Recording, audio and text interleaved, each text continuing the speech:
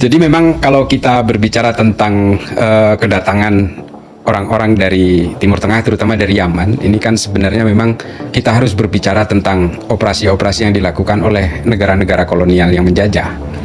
Nah, kalau kita berbicara tentang operasi-operasi pemecah belahan awal di Indonesia ini, kita tidak bisa berbicara tentang Snugurgronya. Kita harus bicara soal Snugurgronya.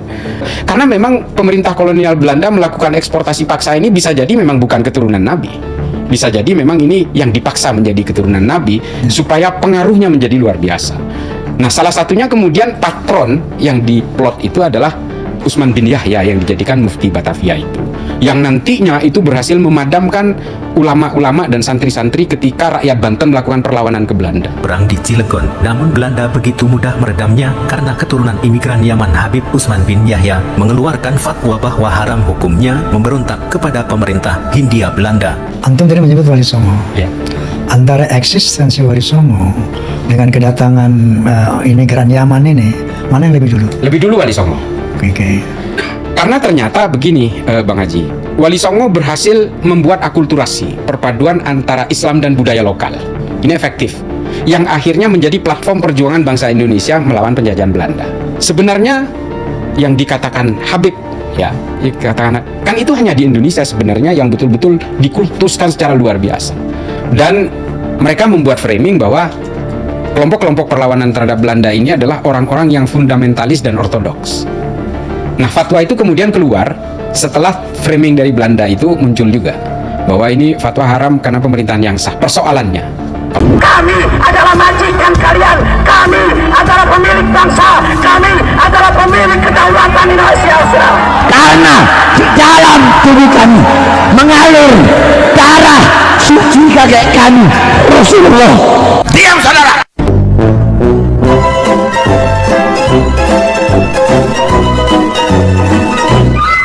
terima kasih Bang Haji. Bismillahirrahmanirrahim. Sebenarnya bukan ahli sejarah, cuma kadang-kadang saya lebih dulu tahu karena baca. Kadang-kadang ahli. Bukan anak-anak, kadang-kadang ahli saja. Jadi memang kalau kita berbicara tentang kedatangan orang-orang dari Timur Tengah, terutama dari Yaman, ini kan sebenarnya memang kita harus berbicara tentang operasi-operasi yang dilakukan oleh negara-negara kolonial yang menjajah. Nah, kalau kita berbicara tentang operasi-operasi pemecah belahan awal di Indonesia ini, kita tidak bisa berbicara tentang Snugurgronya. Kita harus bicara soal Snugurgronya. Kalau kita mau berbicara tentang Snugurgronya, kita berbicara tentang seorang orientalis Yahudi dari Budapest, dari Hongaria, namanya Ignaz Goldziher.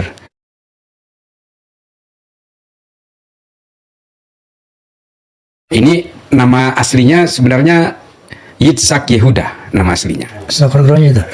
Gurunya. Oh, gurunya. Okay. Teman sebenarnya, tapi rujukan-rujukan buku dari Snugurgronya ini banyak dipengaruhi oleh pemikiran dari Ignaz Goldziher ini, karena dia orientalis, salah seorang peneliti yang datang ke Mesir dan nyamar menjadi orang Islam, yang akhirnya dia tujuannya hanya ingin mencari kelemahan Islam ketika itu, dan dikerahkan juga oleh negara-negara kolonial. Kesimpulan besarnya adalah bahwa Islam ini sebenarnya lebih doktrinal terhadap pemikiran-pemikiran ortodoks. Terus Gus, Ya. Saya pernah dengar dari kecil dulu, Snugurgronya ini katanya pergi ke Mekah, belajar Islam, masuk Islam. Memang tujuan untuk menghancurkan Islam. Apakah benar beliau pernah belajar Islam di Mekah? Pernah, memang pernah belajar di Mekah. Sun Hon berhasil memasuki Mekah pada tahun 1885 berkat hubungan baiknya dengan gubernur Ottoman di Jeddah. Di Mekah, Hon berhasil menarik hati para ulama agar membimbingnya untuk mempelajari agama Islam. Semasa tinggal di Arab Saudi ini, Hon menikah dengan perempuan asal Jeddah. Saya urutin dulu dari awal. Ketika dia membaca banyak hasil jurnal ilmiahnya Goldziher ini, yang orang Yahudi ini, Goldziher ini salah satu teori pentingnya adalah bahwa hadis-hadis yang direproduksi oleh orang Islam ini sebenarnya dibuat pada abad pertengahan. Ini bukan otentik dari Nabi Muhammad. Itu pemikirannya Goldziher. Sehingga kemudian merangsang Snugurgronya untuk melakukan penelitian, terutama ke Mekah. Nah, di Mekah ini Snugurgronya tinggal di Jeddah, di salah satu maktab yang isinya ini orang-orang Aceh, jamaah haji dari Aceh. Nah, di situ ada salah satu temannya Snugurgronya ini, namanya Raden Abu Bakar Jahadiningrat. Nah, inilah yang memberi akses sehingga Snuk Horgronya ini bagi saya pribadi, Bang Haji, dia tidak pernah masuk Islam. Kalaupun dia berpura-pura Islam, ya, dia menggunakan jubah keislaman, membajak jubah-jubah keislaman, mempelajari Islam hanya untuk kepentingan operasi politiknya negara kolonial, Belanda terutama. Nah, ini kemudian yang membuat dia bisa masuk ke Haramain. Karena menurut Abu Bakar Jadiningrat ini, dia digambarkan sebagai orang Islam mu'allaf yang dia tertarik untuk mempelajari Islam, sehingga dia leluasa sekali ketika itu di Mekah melakukan penelitian-penelitian itu. Nah, yang paling menarik itu penelitian akhir dari Snuk Horgronya di Mekah itu, bahwa orang-orang Hindia Belanda, orang Jawa dia sebut di dalam bukunya. Jawa itu maksudnya orang-orang Hindia Belanda, jajahan Belanda, Indonesia lah. Itu dikatakan bahwa orang Indonesia itu cenderung inferior. Inferior itu merasa rendah diri di hadapan orang Arab. Nah, orang Indonesia itu sampai tidak ada yang berani menjadi ustadz, menjadi guru di Mekah, karena dia tidak mau berada di atasnya orang Arab. Sehingga salah satu-satunya guru yang dia kenal itu namanya Ustadz Zainal Abidin dari Sumbawa. Padahal orang pintar dari Indonesia itu banyak. Tapi karena orang Indonesia ini inferior di bawah orang Arab di Mekah itu, sehingga tidak ada yang mau menjadi ustadz. Tidak mau melewati orang Arab, saking takutnya. Sebentar, Ustaz. Kan ada berita Syekh Nawil Al-Bantani, kemudian Syekh Junaid Al-Batawi, kemudian dari Al-Minangkabau. Minangkabau, Itu juga kan mengajar di Mekah, Ustaz. Ya, tapi dalam pandangan Snuk Horgronya, mungkin pada zaman Snuk Horgronya melakukan penelitian itu, pandangan perspektifnya Snuk Horgronya itu. Nah, nanti ini hubungannya adalah rekomendasi Snuk Horgronya ketika dia kembali ke Leiden, ke Belanda. Nanti dia menemukan kesimpulan-kesimpulan kepada pemerintah Belanda bahwa kalau mau menghentikan perlawanan-perlawanan dari masyarakat Indonesia, ada 3 kuncinya. 1, jangan memerangi para raja atau sultan. Karena kekuatan perlawanan bangsa Indonesia terhadap Belanda itu berada di ulama-ulama lokal yang sudah melakukan blending antara Islam dengan budaya. Nah, ini nanti hubungannya, nanti akar genealogisnya Bang Haji, ke belakang itu nanti akan berdampak. Yang kedua adalah karena orang Indonesia ini terlalu inferior, rendah diri di hadapan orang Arab, maka pemerintah kolonial Belanda harus membuat patron-patron utama di Indonesia itu. Patron itu adalah tokoh-tokoh baru yang berasal dari orang Arab. Nah, itu kemudian nanti dilaksanakan oleh kolonial Belanda. Nah, kemudian yang ketiga, perlawanan-perlawanan dari masyarakat Indonesia terhadap Belanda itu dipengaruhi oleh kontribusi budaya-budaya lokal. Nah, ini nanti ketika dia selesai di Mekah, Snuk Horgronya ini sempat datang ke Indonesia, dan nanti dia berkeliling Jawa Barat dan Jawa Tengah sampai ke Purbalingga, Cianjur, Garut, dan seterusnya. Bahkan sempat nikah di Garut. Snuk Horgronya. Snuk Horgronya menikah dengan anaknya seorang kiai di sana, dan kiai ini memaksa anaknya untuk menikah dengan Snuk Horgronya karena di matanya kiai lokal ini, Snuk Horgronya ini adalah seorang mu'allaf yang ahli dalam Islam. Agama, ya. Ya, dan bahkan digambarkan dia ini hafal seluruh hadis yang otoritatif waktu itu, ya. Nah, ketika dia sudah berkeliling inilah dia kembali ke Leiden. Semua dia berikan hasil penelitiannya itu yang nanti akan mempengaruhi kebijakan-kebijakan pemerintah kolonial Belanda. Nah, setelah dia di Leiden, dia kembali ke Indonesia dan ditempatkan di Aceh. Mengapa di Aceh? Karena Aceh ini satu-satunya wilayah di Hindia Belanda yang susah ditaklukkan. Ya. Dan Aceh masih menjadi wilayah protektoratnya Kekaisaran Utsmani ketika itu. Rekomendasi yang lain akhirnya dari Snuk Horgronya, orang-orang yang berangkat haji harus dibatasi. Supaya apa? Supaya tidak terpengaruh oleh pemikiran-pemikiran revolusioner dari orang-orang di Arab yang sesama orang Indonesia. Nah, ini akhirnya nanti akan dibatasi itu oleh pemerintah kolonial Belanda.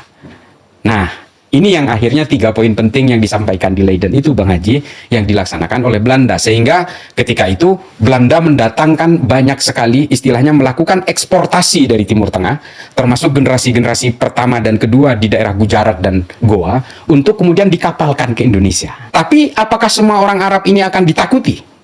Nah, ini persoalannya. Sehingga mereka ini ketika dia mendarat di Indonesia, dia sudah langsung di-branding bahwa mereka ini adalah keturunan Rasulullah. Dan ini sejaman dengan, ini National Geographic pernah menulis ini. Kekaisaran Ottoman telah melakukan sertifikasi pada mereka yang mengklaim keturunan Nabi pada abad ke-16. Rupanya dari sertifikasi keturunan Nabi atau sayyidisasi di Kekaisaran Ottoman diduga ada banyak kecurangan. Praktik sayyidisasi semasa Kekaisaran Ottoman dilakukan untuk tujuan politik. karena gelar ini punya banyak keuntungan dalam tatanan sosial. Pendaftaran dilakukan di lembaga yang disebut Naqibul Ashraf. Dalam beberapa latar belakang sejarah, bagaimanapun keturunan Muhammad diasumsikan lebih penting sehingga banyak orang, rakyat jelata dan penguasa, sama-sama mengaku sebagai keturunan darinya. Nah, ini kemudian yang menjadi persoalan-persoalan baru, karena begini. Ini panjang sih, nggak apa-apa ya, saya bicara sendiri. Di sini 5 jam. Nah, persoalannya kemudian kelompok-kelompok Arab dan keturunan Nabi ini kemudian menjadi kelas priayi baru di Indonesia. Keturunan Nabi pakai kekuatan-kekuatan. Quote and quote. Karena ya ini karena saya bukan ahli nasab, tapi saya menganggap bahwa ini adalah karena memang pemerintah kolonial Belanda melakukan eksportasi paksa ini bisa jadi memang bukan keturunan Nabi. Bisa jadi memang ini yang dipaksa menjadi keturunan Nabi supaya pengaruhnya menjadi luar biasa. Nah, salah satunya kemudian patron yang diplot itu adalah Utsman bin Yahya yang dijadikan mufti Batavia itu. Yang nantinya itu berhasil memadamkan ulama-ulama dan santri-santri ketika rakyat Banten melakukan perlawanan ke Belanda. Perang di Cilegon, namun Belanda begitu mudah meredamnya karena keturunan imigran Yaman Habib Utsman bin Yahya mengeluarkan fatwa bahwa haram hukumnya memberontak kepada pemerintah Hindia Belanda. Jadi konsep operasi intelijen dari Belanda melalui Sunuk Horgronya ini adalah bahwa kita jangan kita melawan head to head dengan masyarakat Indonesia, tentara Belanda ini, tapi harus dipecah dulu patron kliennya. Ini operasi intelijen seperti itu. Dipecah dulu, ulama dipecah dengan santrinya, santri dengan santri dipecah, ulama yang satu dan ulama yang lain harus dipecah. Siapa yang bisa melakukan ini? Kalau Belanda nggak mungkin. Maka dibuatlah sosok-sosok sentral yang mengatasnamakan agama ini, dan mobil khusus keturunan Arab yang memang orang Indonesia asli inferior. Nah, persoalannya kemudian ketika bersentuhan dengan urusan budaya. Wali Songo menyebarkan Islam sudah terbukti efektif menggunakan budaya-budaya lokal lewat gamelan dan sebagainya. Sebentar, interupsi lagi. Iya. Antum tadi menyebut Wali Songo. Iya. Antara eksistensi Wali Songo dengan kedatangan imigran Yaman ini, mana yang lebih dulu? Lebih dulu Wali Songo. Oke. Karena ternyata begini, Bang Haji. Wali Songo berhasil membuat akulturasi, perpaduan antara Islam dan budaya lokal. Ini efektif. Yang akhirnya menjadi platform perjuangan bangsa Indonesia melawan penjajahan Belanda. Yang kedua, pertanyaan kedua. Iya.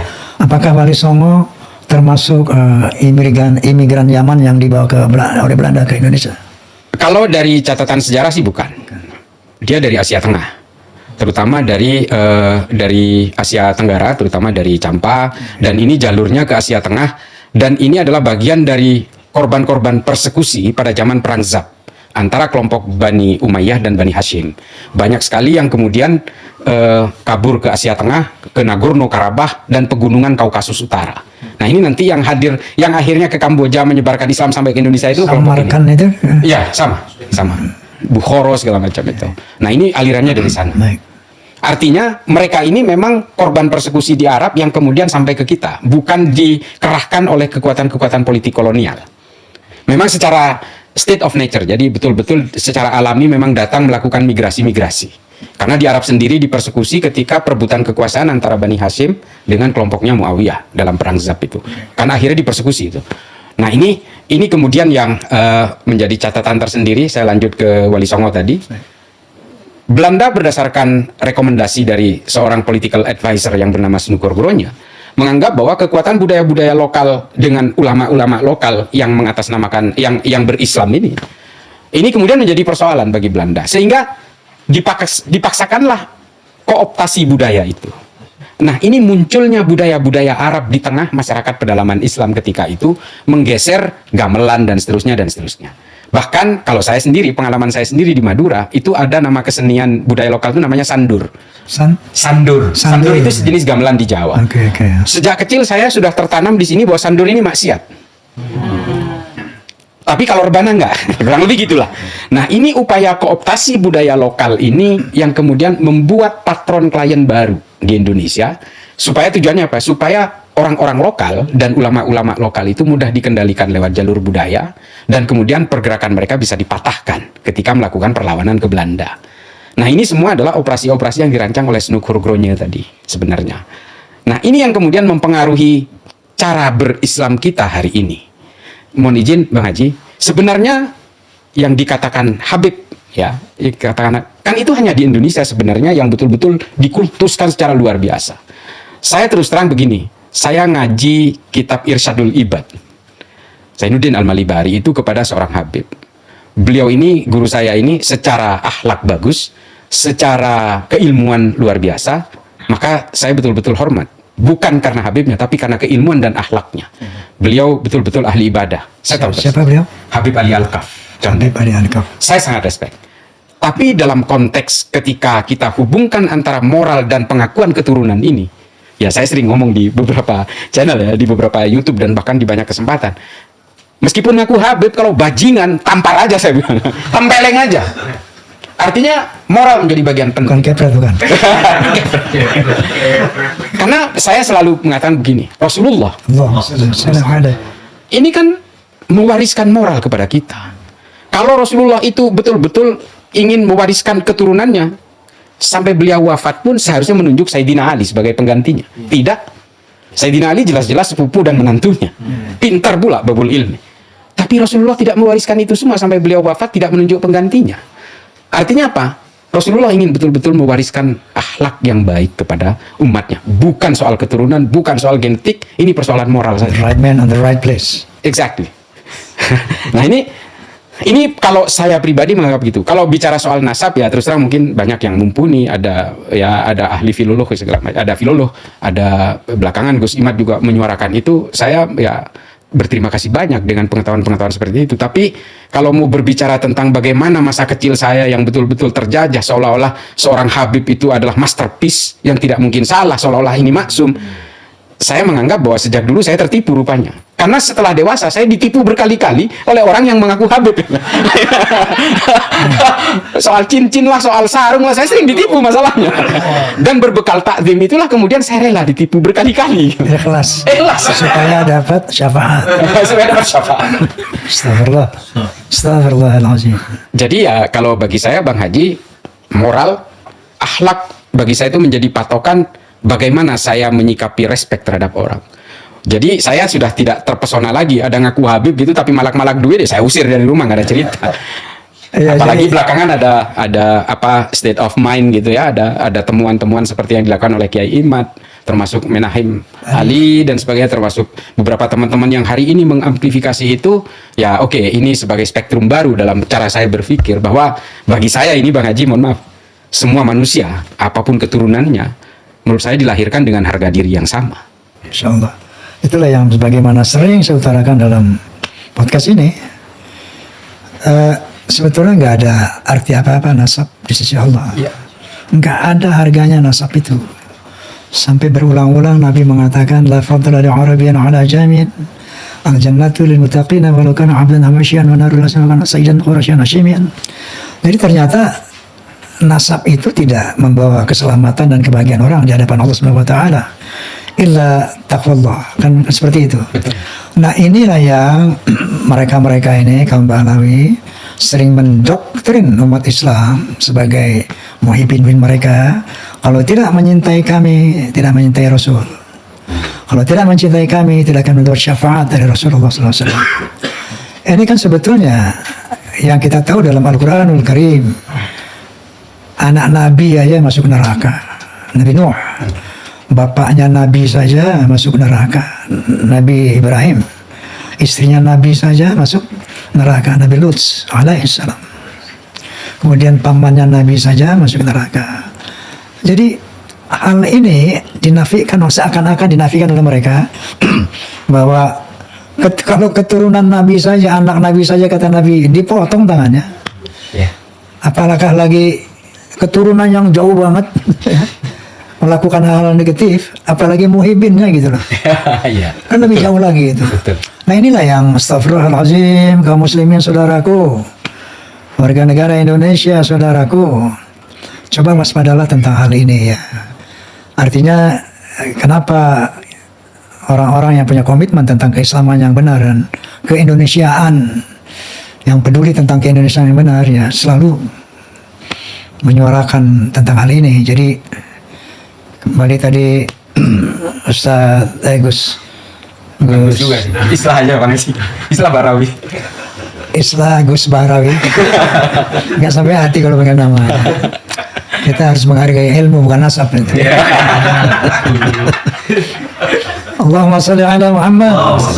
Astaghfirullahaladzim. Baik Gus, tadi Gus selalu mengatakan Arab, bahwa bangsa Arab datangnya Arab. Sementara Mbak Alawi di sini kan bukan Arab, ternyata kan bukan Arab. Beliau-beliau yang terhormat ini kan artinya dari Yaman.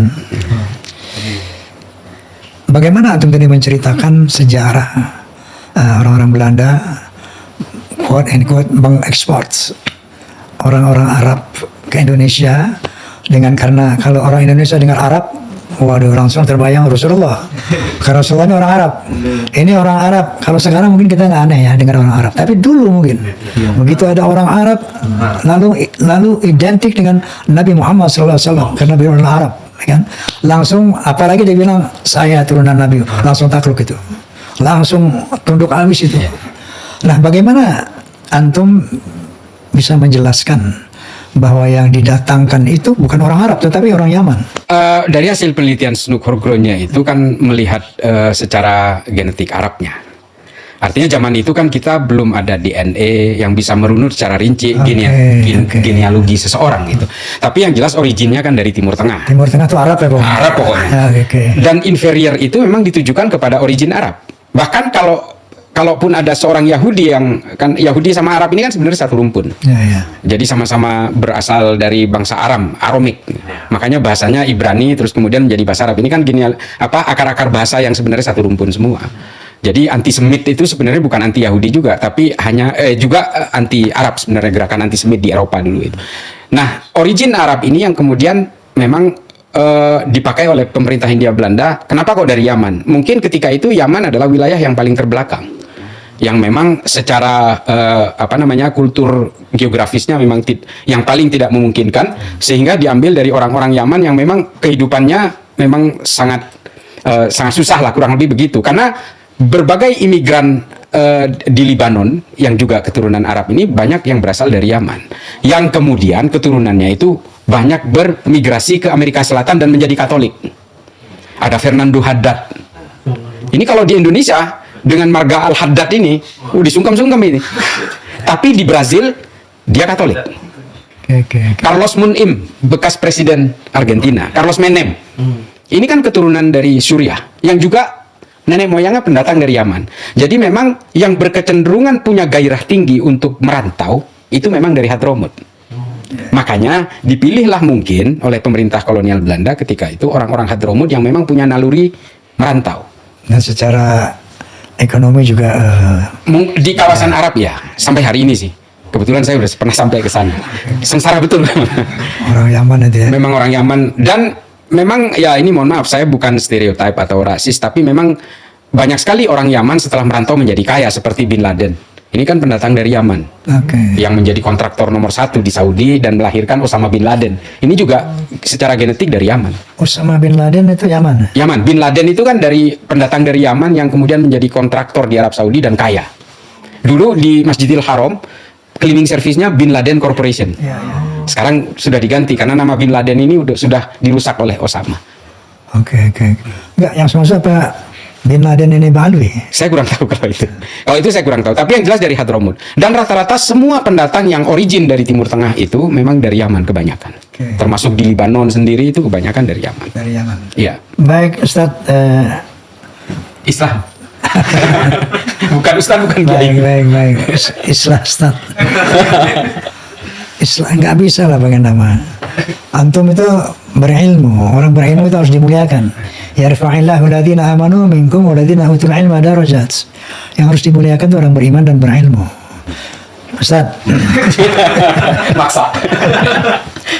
Tadi mengenai kesejarahan, bagaimana peran Belanda dalam ini Snook Horgrownya mengirim orang-orang Yaman. Kemudian kita kenal dalam sejarah yang namanya Uthman bin Yahya sebagai mufti Betawi yang diangkat oleh Belanda, Snook Horgrownya. Kemudian ada dalam sejarah dikatakan bahwa Utsman bin Yahya ini dalam rangka menjalankan tugasnya sebagai ulama untuk menundukkan pejuang-pejuang Islam yang notabene adalah kelompok dari Wali Songo tentunya yang telah terdahulu eksis di Indonesia. itu yang memberi fatwa haram terhadap perlawanan terhadap pemerintah yang sah. Sejauh mana antum mengetahui tentang sejarah ini bahwa beliau mengharamkan perjuangan perlawanan terhadap pemerintah Belanda, pemerintah yang sah? Betul, memang ketika itu begini tuduhannya. Fatwa ini keluar ketika tuduhan itu datang dari Belanda, bahwa kelompok-kelompok ulama dan beberapa santri yang melakukan perlawanan kepada pemerintahan Belanda ini dianggap ingin kembali kepada kekuasaan Kekaisaran Utsmani. Tuduhannya seperti itu. Dan mereka membuat framing bahwa kelompok-kelompok perlawanan terhadap Belanda ini adalah orang-orang yang fundamentalis dan ortodoks. Nah, fatwa itu kemudian keluar setelah framing dari Belanda itu muncul juga, bahwa ini fatwa haram karena pemerintahan yang sah. Persoalannya, kalau buat saya salah satu penggemar dari seorang ahli sejarah dan sosiolog dan ahli ekonomi Islam namanya Ibnu Khaldun. Penggemar Roma Irama. Kalau Bang Haji Roma Irama ini bukan pemikir, buat saya dewa. Saya ingat betul waktu kecil itu. Kalau Bang Haji itu filmnya muncul di Bangkalan waktu itu. Iya, Madura. Saya naik truk rombongan, kita nyarter truk kol diesel itu untuk datang ke gedung bioskop. Nah, di situ ada tulisan dilarang melemparkan benda apapun ke layar.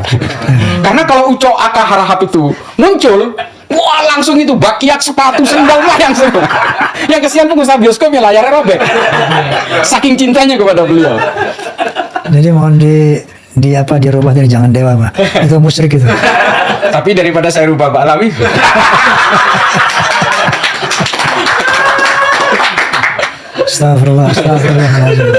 Astagfirullahaladzim. Tapi enggak sih, dewa itu bukan Allah. Dewa itu seseorang yang diagungkan. Seperti cerita sedikit. Waktu saya mau ke India, mau berduet sama Lata Mangeshkar, itu kan saya di screening dulu tuh. Apa potensi Anda, apa kapasitas Anda mau duet sama Legend of India, maka dikasihlah CV Roma itu. Filmnya ada 30, nih lagunya ada sekian ratus, baru oke, duet sama Lata gitu kan. Nah, sampai sana saya orang India itu begini misalnya, Romaji gitu. Saya tanya sama mereka itu, maksudnya apa Romaji? Anda dianggap dewa di sini gitu. Dewa di sini bukan Tuhan artinya, orang yang sangat dihormati gitu. Jadi beliau tadi bilang Roma dewa masih dihormati, harusnya salah. Ada musyrik dan yang salah. Bukan gitu. Jadi begitu Romaji, dewa kata, kamu tidak dianggap dewa di sini, ada orang yang dihormati.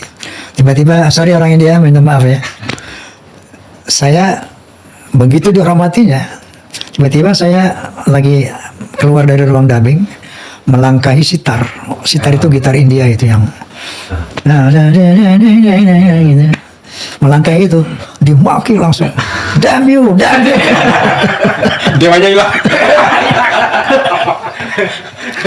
Masya Allah, itu India luar biasa. Dewa banyak sih. Nah, seperti Ahmad Dhani kan dewa. Ada dewa bujana. Jadi bukan apa-apa kalau dia bilang Roma bahasa dewa itu bukan apa-apa. Lu jangan langsung musyrik. Allahumma sholli ala Muhammad. Emang bincang asik ini. Mau di sini dulu? Iya. Oke. Bismillahirrahmanirrahim. Baik Ji. Romaji. Sampai mana? Ibnu Khaldun. Saya pengagum Ibnu Khaldun. Ya. Makanya saya sering membahas soal fatwa ini. Fatwa yang dari Utsman bin Yahya dulu ketika ingin mematahkan perlawanan dari ulama-ulama lokal dan juga para santri ketika itu. Kalau kata Ibnu Khaldun, pemerintahan yang tidak boleh dilawan itu apabila pemerintahan itu sudah disepakati secara bersama-sama. Jadi kalau sistem demokratis misalnya, dia sudah dipilih, ditetapkan oleh negara bahwa dia itu adalah presiden, maka kita tidak boleh melakukan perlawanan. Maka yang melawan akan menjadi bubar. Tapi kalau Belanda kan tidak disepakati oleh masyarakat Indonesia secara umum. Nah, makanya fatwa ini menjadi cacat. Menurut saya kalau dilihat dari kacamata hari ini. Tapi ya inilah teknik Belanda, strategi Belanda untuk mematahkan perlawanan itu dengan menggunakan agama. Karena Belanda sudah mencapai tingkat level putus asa selama ratusan tahun, tidak pernah bisa menaklukkan perlawanan-perlawanan dari kelompok ini, karena memang akar dari perlawanan ini adalah kekuatan ulama-ulama itu, dan itu ditemukan oleh Snoek Oorgroenje dan diberikan rekomendasi itu. Jangan perangi kelompok-kelompok seperti Sultan, kata Snoek Oorgroenje kepada pemerintah Belanda, tapi kalau mau diperangi itu adalah ulama-ulama lokal beserta seluruh murid-muridnya ini. Tapi jangan melakukan operasi pemecah belahan itu lewat orang Belanda juga. Harus menggunakan orang Islam juga. Dan orang Islam di Indonesia itu sangat tunduk dan rendah diri di hadapan orang Arab. Ini motivasi yang kemudian terjadi massive deployment itu. Pengerahan besar-besaran dari kelompok Arab yang kemudian didaulat sebagai keturunan Rasulullah. Wah, makin takutnya makin kuadrat, makin berlipat kan jadinya. Nah, ini teknik Belanda ketika itu memang Bang Haji. Ya, saya tidak tahu kalau generasi ketiga, keempat, kelima hari ini tahu tentang sejarah ini, tapi kalau kita mau berbicara tentang pergerakan diaspora orang-orang Arab ketika itu, apakah orang Arab sebelum itu sudah ada di Indonesia? Ada. Sudah ada sebelumnya. Artinya bukan orang Arab ini didatangkan oleh Belanda semua, tapi diakselerasi lebih cepat dan lebih masif oleh Belanda, iya. Sebelumnya perantau-perantau dari Arab sudah ada yang datang ke sini sebagai pedagang. Bukan Yaman, Arab. Arab. Kebanyakan itu datangnya dari Arab. Kalau dari akar genealogis yang ditemukan oleh Ignaz Goldziher, memang orang Arab terutama di pesisir timur Tengah sampai ke Persia itu memang rata-rata merantau karena memang tidak bisa bernafkah di sana. Artinya Irak, Yaman, Oman dan seterusnya. Orang-orang Arab ini kan menjadi kaya setelah menemukan minyak, Bang Haji, di dekade tahun 60-an. Sebelumnya kan mereka ini adalah enklav-enklav kesukuan yang egosentris, ego sektoralnya tinggi. Makanya budaya patriarkal, budaya patriarki itu menjadi kuat di Arab karena orang Arab itu menguasai lembah-lembah subur dan mata air yang kemudian diturunkan kepada anak-anaknya. Nah, ini yang kemudian tidak bisa ditemukan di Indonesia. Nah, Indonesia berusaha dikooptasi pemikiran kita yang Islam tropis ini untuk kemudian berusaha diarabisasi itu oleh pemerintah kolonial Belanda. Termasuk budaya-budaya yang dibajak, gamelan yang dianggap sebagai maksiat, termasuk gitar, gitar dan sebagainya ini. Kembali lagi gitar. Sebenarnya gerakan-gerakan mengharamkan wayang dan sebagainya, ini sudah dilakukan oleh pemerintah kolonial Belanda pada zamannya. Ketika itu, untuk mematahkan akulturasi budaya Islam dan budaya lokal ini. Cuma hari ini, bedanya platformnya sudah berubah menjadi Wahabi. Bukan lagi gerakan-gerakan dari kolonial. Ini sebentar, Ustaz. Islam. Karena dipaksa Islam. Baik, Romaji.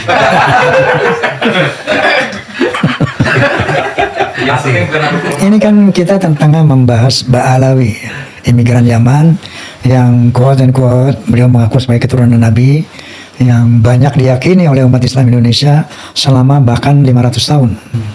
Begitu datang tesis Kiimat, nah memang terjadilah satu keraguan di beberapa pihak, yang terutama yang melihat misalnya perilaku oknum-oknum Ba'alawi yang di luar akhlak Rasulullah SAW. Kemudian ada lagi di samping tesis nasab berdasarkan manuskrip, ada lagi tes DNA yang membuktikan para Ba'alawi ini bukan keturunan Nabi. Adalah filologi juga membuktikan bahwa para Ba'alawi juga keturunan Nabi. Ini mengenai kaum Ba'alawi.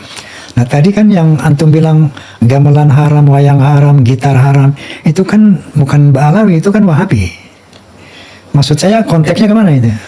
Jadi platform yang digunakan hari ini untuk mengharamkan budaya, istilahnya itu kalau secara akademik itu resiliensi budaya. Itu yang berusaha dipatahkan itu memang hari ini platformnya orang-orang Wahabi.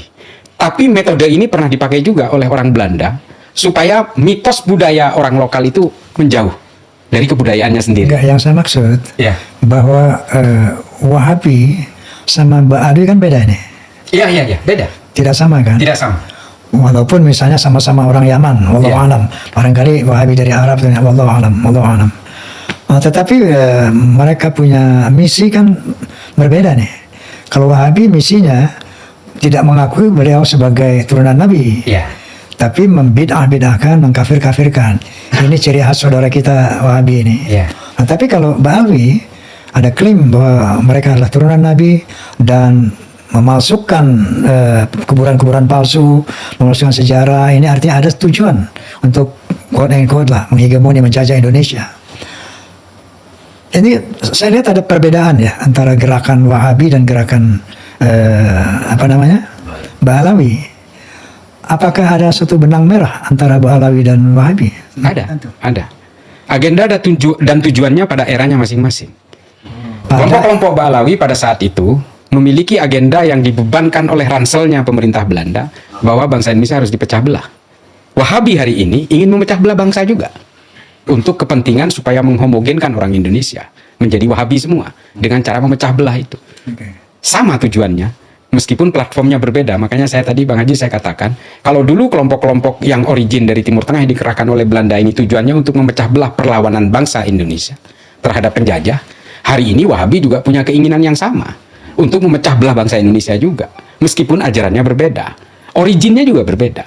Tapi kan sama dengan membid'ahkan orang-orang dan kemudian mengkafirkan hakimiyah, takfiriyah, dan kemudian mendevaluasi nilai para ulama-ulama lokal ini kan sebenarnya mereka ingin memecah belah. Sama tujuannya. Sementara Bahlawi menuduh gerakan pembatalan nasab ini adalah gerakan Wahabi. Seperti itu, seperti apa? Saya malah melawan Wahabi.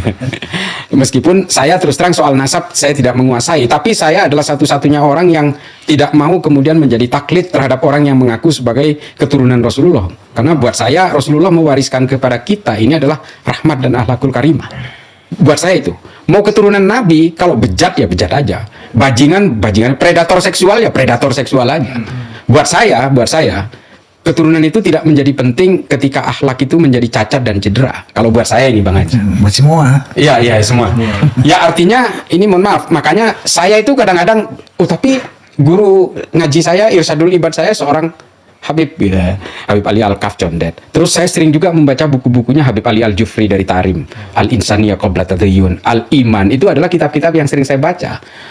Apakah kemudian saya ingin menafikan itu? Ya tidak. Karena ukuran seseorang bagi saya, kemuliaan orang yang harus saya hormati itu adalah ketika dia menjadi seorang yang ahli ibadah, berilmu, dan berakhlakul karimah. That's it, 3 poin itu kalau buat saya. Itulah yang menjadi warisan Nabi kepada kita hari ini. Lalu tiba-tiba ada orang ngaku sebagai keturunan Nabi, dia Habib, marganya ini, marganya itu, tapi buat nipu umat, buat membodohi umat, menghipnotis umat. Buat saya udah ke laut aja.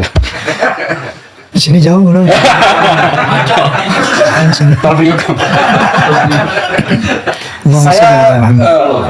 Ya kalau saya sesederhana itu melihatnya. Makanya saya dari awal ada kemudian temuan-temuan secara genetik dari Kiai Imad dan sebagainya. Ini menjadi spektrum yang memperkaya pemikiran kita bahwa sekali lagi seperti yang tadi Bang Haji sampaikan, bahwa ukuran seseorang itu menjadi mulia adalah ketika dia bertakwa dan berakhlak yang bagus, bukan karena keturunannya. Baik pemirsa, bahwa dengan sangat jelas dan gamblang beliau tadi mengatakan walaupun dia turunan Nabi, kalau kelakuannya kayak begitu ke laut. Musibah celana renang. Yang beliau maksud bahwa Allah Subhanahu wa taala memuji Nabi Muhammad SAW, wa innaka la'ala khuluqin azim. Rasulullah itu memiliki akhlak yang agung. Bahwa dzurriyyah Rasulullah pastinya ada indikator akhlak itu pastinya kan ya. Ketika akhlak itu nggak ada, indikator ini nggak ada, maka orang meragukan apa iya ini keturunan Nabi. Makanya saya sependapat dengan Kiai Rahmat, Kiai Syarif Rahmat yang mengatakan, saya nggak mau jauh-jauh ke nasab, nggak mau jauh-jauh ke DNA. Cukup aja satu kiasan. Kalau kambing mengembek, ayam berkokok. Kalau ada anak kambing yang menggonggong, ini bukan kambing ini. Kalau ada anak ayam yang mengembek, dia bukan anak ayam. Jadi bagaimana akhlak Rasulullah? Itulah seharusnya akhlak dzurriyyahnya. Masya Allah, tabarakallah. Baik, Islah. Bukan Ustaz nggak mau. Islah, Masya Allah, tabarakallah. Gus Islah. Nggak sampai hati kalau ngomong Gus. Ini pun Gus, bahwa oke, barangkali ada last statement yang Anda sampaikan, karena katanya ada keperluan lain. yang ingin Anda sampaikan kepada pemirsa? Ya, terima kasih Bang Haji. Jadi apa yang saya ceritakan tadi bukan berarti saya ngarang gitu ya. Silahkan di googling, baca, tapi masih belum ada yang menerjemahkan soal apa yang saya sampaikan tadi secara genealogis, mulai dari Ignaz Goldzinger sampai ke tadi yang Utsman bin Yahya yang segala macam itu sudah ditulis oleh seorang doktor dari Oxford, namanya Kevin Fogg. Judulnya Seeking Arab but Looking Indonesian that is in this. Kalau mau gampang tinggal cari aja Seeking Arab Looking at Indonesian, pasti muncul. Dan di situ jelas semua bagaimana si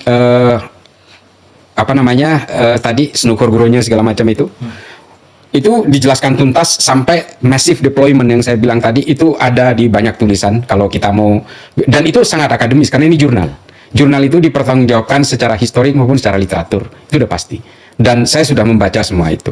Soal nasab, saya mohon maaf tadi saya tidak mau membahas karena saya memang bukan ahlinya itu. Pada intinya adalah mungkin yang terakhir ini Bang Haji, bahwa yang harus kita perhatikan dari cara hidup kita ketika ada di dunia ini, bahwa semua manusia keturunan siapapun diciptakan oleh Tuhan yang sama. Jangan pernah merasa kemudian salah satu menjadi lebih terhormat dari yang lain karena faktor genetik. Semua manusia, apapun keturunannya, apapun sukunya, dilahirkan dengan harga diri yang sama. Harga diri itu menjadi mulia ketika dia bertakwa kepada Allah, jelas. Pasti itu ukurannya. Kemudian dia berilmu. Yang ketiga, akhlaknya karimah. Itu aja. Nabi selalu mengajarkan itu. Kalau kita mau baca sirah siapapun yang nulis, pasti selalu bertumpu kepada 3 hal itu. Nah, itu yang mungkin menjadi, jadi terus terang Bang Haji, terima kasih kepada kawan-kawan yang selama ini ingin membuka kebenaran soal hal seperti ini dengan perspektifnya masing-masing.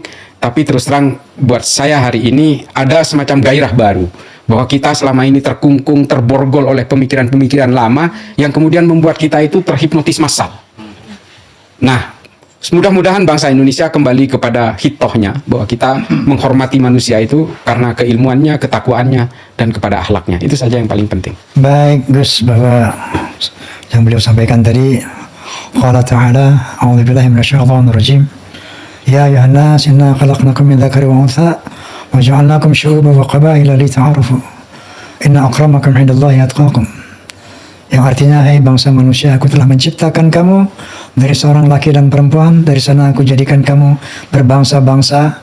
Dari bangsa-bangsa itu aku jadikan kamu bersuku-suku, yang tentunya adalah bermacam-macam budaya, warna kulit, bahasa, bahkan agama. Lita'arafu, saling mengenal. Lita'arafu, saling menghormatilah. Inna akramakum 'indallah atqakum. Ketinggian derajatmu di sisi Allah bukan dari mana bangsamu, bukan dari siapa keturunanmu, tapi semata-mata dari takwamu kepada Allah Subhanahu wa Ta'ala. Baik pemirsa, sebagaimana biasanya Gus Islah, ini kita ada bisikan Roma, bincang asik bareng Roma. Sekarang ada bingkisan Roma. Weh, ini sarung tenun Roma nih, lumayan buat tidur. Bisa buat ronda? Buat ronda cocok banget tuh. Makasih Bang Haji. Bang Haji Ji. Makasih. Baik. Produksinya Bang Haji. Pemirsa, jazakumullah khairan katsira atas perhatiannya. Mudah-mudahan Allah Subhanahu wa Ta'ala membukakan pintu hati kita, mata kita, telinga kita untuk melihat kebenaran. Amin. Untuk kejayaan Islam Indonesia dan umat manusia, bangsa Indonesia khususnya. Amin. Wallahul muwaffiq ila aqwamit thoriq, billahi taufiq wal hidayah. Assalamualaikum warahmatullahi wabarakatuh. Waalaikumsalam.